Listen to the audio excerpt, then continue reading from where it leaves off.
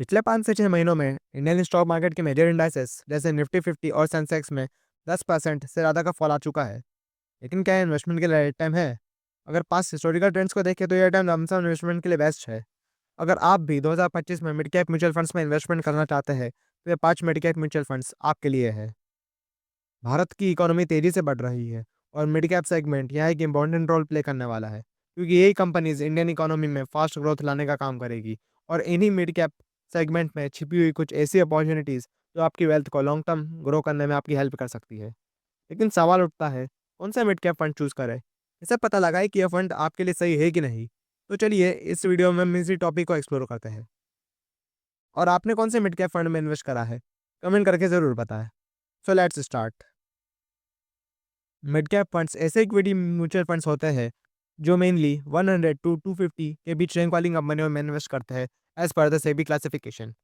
इन कंपनियों को हम as a mid cap companies classify करते हैं और इनमें ग्रोथ पोटेंशियल और risk as compare to large cap companies ज़्यादा होता है। इन फंड्स के बारे में कुछ ऐसी बात है जो हर इन्वेस्टर्स के लिए जानना ज़रूरी है। फर्स्ट, इसमें हाई ग्रोथ स्टॉक्स होते हैं जो मार्केट को बीट करने वाले रिटर्न दे सकते हैं। सेकंड, स्मॉल साइज होने के कारण टफ मार्केट कंडीशंस में इनके क्रैश होने के हाई चांसेस होते हैं। थर्ड, अग्रेसिव इन्वेस्टर्स जिनका टाइम होराइजन 5 साल से ज़्यादा का है, ये उनके लिए बेस्ट है। The filters that we used to select the best mutual funds out of the all mutual funds. First, AUM. Second, expense ratio. Third, benchmark index that ensure that the fund beat the index returns. Fourth, 1 year, 3 year, 5 year, and 10 year returns past record. Fifth, Sharpe ratio. Sixth, standard deviation. Seventh, alpha and beta. Eighth, maximum drawdown. And ninth, current valuation. तो ये है हमारी list के top 3 active mid cap mutual funds. सबसे पहला है Edelweiss mid cap mutual fund. इसका expense ratio 0.38%, benchmark Nifty mid cap 150 index, A U M 8,600 crore का है। अगर रोलिंग रिटर्न्स की बात करें तो इसने 1 साल में 23.30%, 3 साल में 25.61%, 5 साल में 26.32% और 10 साल में 16.96% का रिटर्न दिया है। इसका अल्फा 5.31 और पी रेशो 67 का है। अगर रिस्क मैट्रिक्स की बात करें तो इसका स्टैंडर्ड डेविएशन 14.52, बीटा 0.88 और शार्प रेशियो 1.42 का है। इसका मैक्सिमम ड्रॉडाउन 12 का है। वैल्यूएशन वाइज ये फंड अभी ओवर वैल्यूड है। ये है इस फंड का एसेट एलोकेशन। दूसरे नंबर पर आता है Invesco India mid cap fund. इसका एक्सपेंस रेशियो 0.58% और एयूएम 6,150 करोड़ है। इसके रोलिंग रिटर्न्स की बात करें तो इसने 1 साल में 24.85%, 3 साल में 24.07%, 5 साल में 23.93% और 10 साल में 16.3% का रिटर्न दिया है। इसका अल्फा 5.56 और पी रेशियो 78 का है। अगर रिस्क मैट्रिक्स की बात करें तो इसका standard deviation 14.69, beta 0.87, Sharpe ratio 1.26 और मैक्सिमम ड्रॉडाउन 14 का है। यह फंड भी फिलहाल अभी ओवर वैल्यूड है। यह है इस फंड का एसेट एलोकेशन। इस लिस्ट में तीसरे नंबर पर आता है Motilal Oswal mid cap fund. ये फंड भी पिछले 10 साल का one of the top performing fund है। इसका एक्सपेंस रेशियो 0.65%, एयूएम 26,400 करोड़ का है। इस फंड का एयूएम साइज बाकी दोनों फंडों से काफ़ी बड़ा है।